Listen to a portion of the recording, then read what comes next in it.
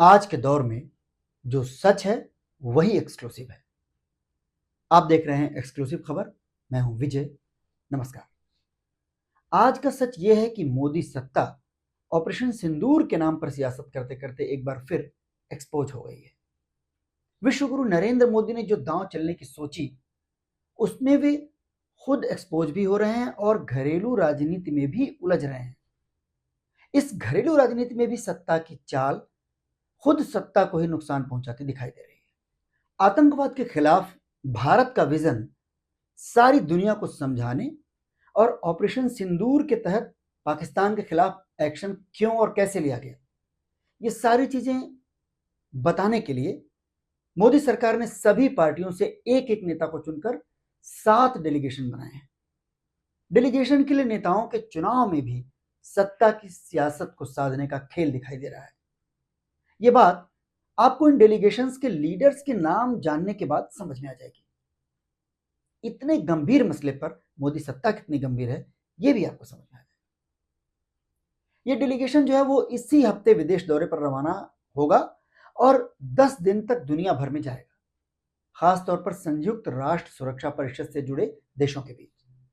लेकिन इन 7 डेलीगेशंस की अगुवाई जिन 7 नेताओं के हवाले की गई है उनको लेकर बहुत बड़ा सवालिया निशान अभी से लगने लगा है। बात सिर्फ एक शशि थरूर की नहीं है। हम आपको एक एक डेलीगेशन लीडर के बारे में बताएंगे, तब आप नए सिरे से सोचिएगा कि विश्व गुरु कहलाने की जो हसरत है वो प्रधानमंत्री मोदी, उनका चुनाव ये कैसा है, किस तरह का है। हम आपको संयुक्त राष्ट्र सुरक्षा परिषद के देशों का ऑपरेशन सिंदूर के दौरान कैसा रुख रहा, कैसा रवैया रहा, वो भी बताएंगे। इस ऑपरेशन को लेकर विदेश मंत्री एस जयशंकर ने अब एक ऐसी बात बोल दी है जिसे लोकसभा के नेता प्रतिपक्ष राहुल गांधी क्राइम मानते हैं।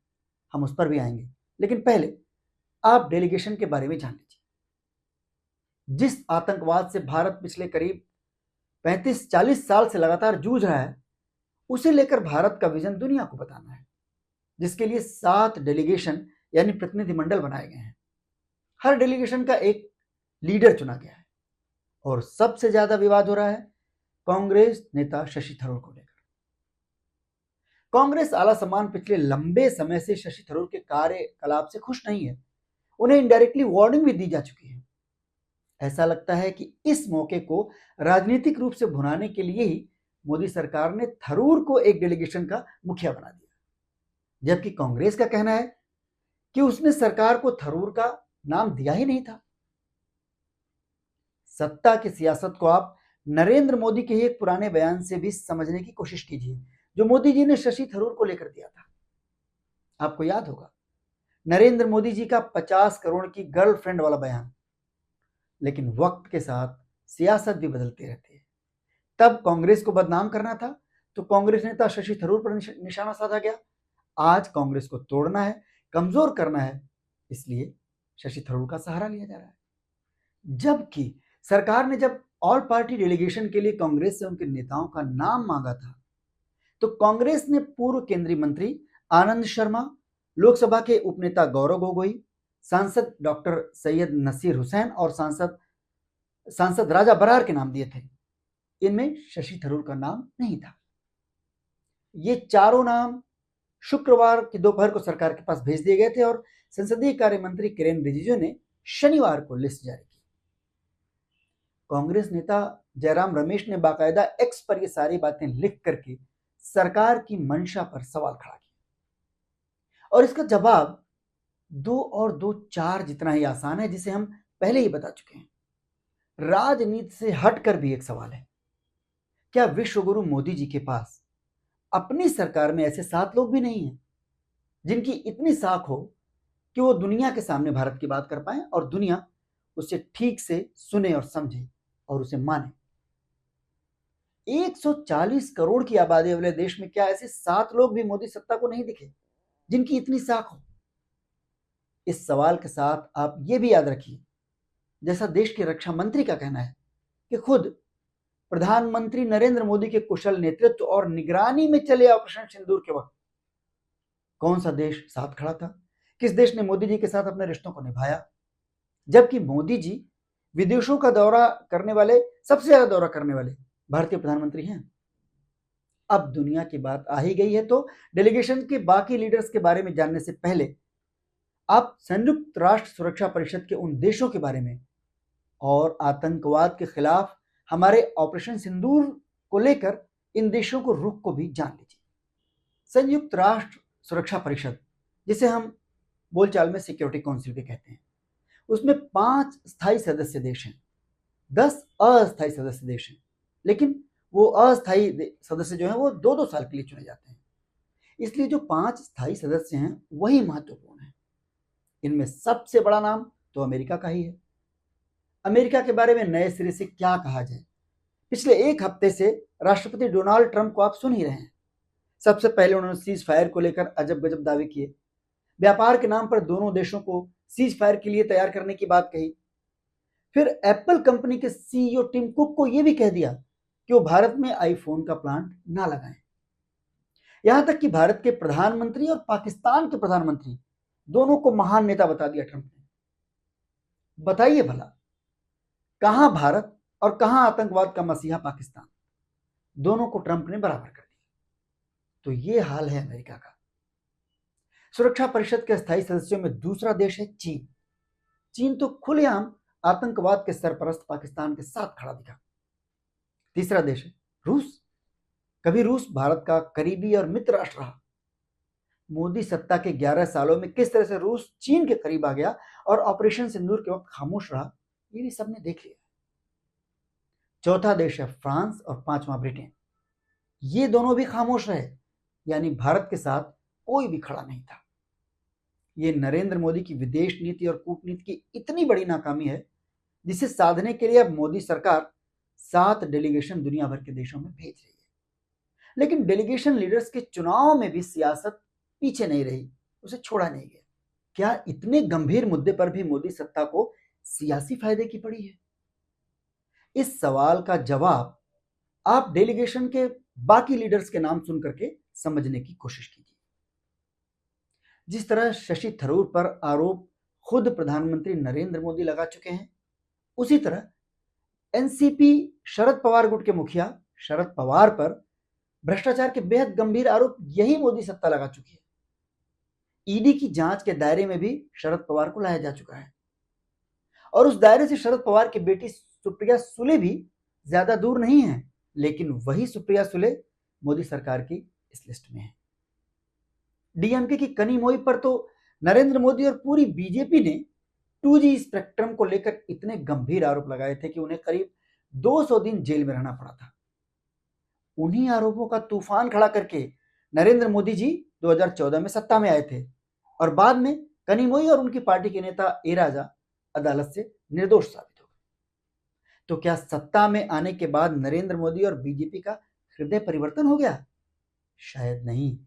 वजह वही राजनीति जिसके सहारे मोदी जी तमिलनाडु की सियासत साधने की जुगत में है। क्योंकि विपक्षी एआईडीएमके ने साफ कर दिया है कि बीजेपी से उसका गठबंधन जरूर है, लेकिन राज्य की सत्ता में बीजेपी की कोई हिस्सेदारी नहीं होगी। डेलीगेशन के एक और लीडर एकनाथ शिंदे के बेटे श्रीकांत हैं। अब श्रीकांत की अपनी उम्र और उनकी पार्टी की उम्र का मिलान जब आप आतंकवाद से भारत के जख्मों की उम्र के साथ करेंगे तो सियासत साधने का सारा खेल आपके सामने आ जाएगा। इसी तरह जेडीयू के सांसद संजय कुमार झा भी हैं, जिन्हें लेकर कई बार तो यही समझ में नहीं आता कि वो जेडीयू के नेता हैं या मोदी और अमित शाह के। इनके अलावा बीजेपी के भी 2 नेता हैं, रविशंकर प्रसाद और बैजयंत पांडा। पांडा साहब बीजू जनता दल के नेता हुआ करते थे, जिस तरह अभी शशि थरूर कांग्रेस के नेता हैं। थरूर तो अभी भी कांग्रेस में है, लेकिन पांडा को बीजेडी ने 2019 में ही पार्टी से निकाल दिया था। जाहिर है उन्हें बीजेपी में ही जाना था। मोदी सत्ता से दूसरे दलों के नेता क्यों जुड़ना चाहते हैं, ये कोई राज की बात तो है नहीं। और बाकी बचे रविशंकर प्रसाद। रविशंकर प्रसाद भी बीजेपी में अब सिर्फ बचे ही हुए हैं। मोदी जी उन्हें अपने कैबिनेट से कब का बाहर कर चुके हैं और पार्टी में भी वो लगभग साइड किए जा चुके हैं। खैर, सातों डेलीगेशन के नेताओं के नाम जानने के बाद अब आपको समझ में आ गया होगा कि शशि थरूर को लेकर के माजरा क्या है। ये बात सच है कि शशि थरूर ने संयुक्त राष्ट्र संघ में कई वर्षों तक काफी काम किया है, लेकिन क्या वही एक बात शशि थरूर को डेलीगेशन लीडर बनाने की वजह हो सकती है, या फिर इसके पीछे मोदी जी की सियासत का एक डिजाइन है, ये भी आप समझ गए होंगे। डेलीगेशन लीडर्स के बारे में तो अब आपने जान लिया। अब हर डेलीगेशन में 5-5 सदस्यों के होने की खबर आ रही है। इनमें पूर्व केंद्रीय मंत्री अनुराग ठाकुर, ओडिशा से बीजेपी सांसद अपराजिता सारंगी, टीएमसी के सुदीप बंदोपाध्याय, बीजेडी के सस्मित पात्रा, सीपीआईएम के जॉन ब्रिटास और एआईएमआईएम के चीफ असदुद्दीन ओवैसी को शामिल किए जाने की संभावना जताई जा रही है। अनुराग ठाकुर की इंटरनेशनल साख क्या है ये बताने की जरूरत नहीं है। देश के गद्दारों को जूता मारो डैश डैश डैश, ये नारा आपको याद होगा। और क्या यही मोदी जी की नजर में उनकी सबसे बड़ी खासियत है? अब आप ये सोचिए कि अंतरराष्ट्रीय समुदाय के पास भेजने के लिए मोदी सरकार ने जो टीम चुनी है, जो टीम के नेता चुने गए हैं, और खास तौर पर जिनका नाम चर्चा में है वो शशि थरूर, तो क्या विश्व गुरु का यही बेस्ट सिलेक्शन है, या इसमें नरेंद्र मोदी जी की सत्ता की सियासत शामिल है? अगर देश राष्ट्रपति पद के लिए एपीजे अब्दुल कलाम का चुनाव कर सकता है, तो क्या 140 करोड़ की आबादी वाले देश में दुनिया की सबसे बड़ी पार्टी बीजेपी कलाम साहब जैसा कोई शख्स नहीं तलाश पाई? सत्ता के सामने तो वो आरएसएस और उसके मुखिया भी हैं, जो आरएसएस राष्ट्र निर्माण में लगे होने की बात करता है, जिसके प्रचारक खुद प्रधानमंत्री मोदी भी रहे हैं। स्वयंसेवक तो आज भी हैं। वो समाज सुधारक, चिंतक, किसी भी क्षेत्र में अंतरराष्ट्रीय साख वाली कोई शख्सियत कोई भी ऐसा नहीं मिला। राष्ट्रीय एकता और अखंडता के विषय पर ऑल पार्टी डेलीगेशन की परंपरा देश में पुरानी है, लेकिन डेलीगेशन के चुनाव में कभी भी राजनीति इस तरह केंद्र में नहीं रही। इसीलिए कांग्रेस इस पर सबसे ज्यादा भड़की हुई है। आप राष्ट्रहित को पार्टी से ऊपर बता सकते हैं, लेकिन हर लीडर के बारे में प्रधानमंत्री मोदी और उनकी पार्टी के इतिहास को जानने के बाद क्या अब भी आपको वो सवाल गलत लग रहे हैं जो सवाल उठाए जा रहे हैं? राहुल गांधी ने तो एक और गंभीर सवाल उठाया है। राहुल गांधी ने एक्स पर लिखा है कि पाकिस्तान को हमारी कार्रवाई के बारे में बताना एक बड़ा अपराध है। विदेश मंत्री ने खुद इस बात को स्वीकार किया है, लेकिन किसने उन्हें ऐसा करने की इजाजत दी थी? इस वजह से भारत ने कितने एयरक्राफ्ट खो दिए? ये पंक्तियां राहुल गांधी ने एक्स पर लिखी हैं। इसके साथ ही राहुल गांधी ने विदेश मंत्री जयशंकर का एक वीडियो शेयर किया है। उस वीडियो में विदेश मंत्री ये कहते सुनाई दे रहे हैं कि ऑपरेशन की शुरुआत में हमने पाकिस्तान को एक संदेश भेजा था। हमने उन्हें साफ कहा था कि आतंकी ठिकानों पर हमला कर रहे हैं, मिलिट्री पर कोई हमला नहीं होगा। ऐसे में सेना को इस प्रक्रिया में कोई हस्तक्षेप नहीं करना चाहिए। लेकिन उन्होंने हमारी सलाह को नहीं माना। विदेश मंत्री के इसी वीडियो को लेकर राहुल गांधी ने निशाना साधा है। हालांकि विदेश मंत्रालय ने इस आरोप को सिरे से खारिज कर दिया है। विदेश मंत्रालय का कहना है कि पाकिस्तान को जो जानकारी शुरुआत में दी गई थी वो दरअसल ऑपरेशन सिंदूर के बाद की थी। खैर, मौजूदा सत्ता से जुड़े सच को जानना वाकई बहुत मुश्किल है, और इसीलिए आज के दौर में जो सच सामने आ जाता है वो एक्सक्लूसिव हो जाता है।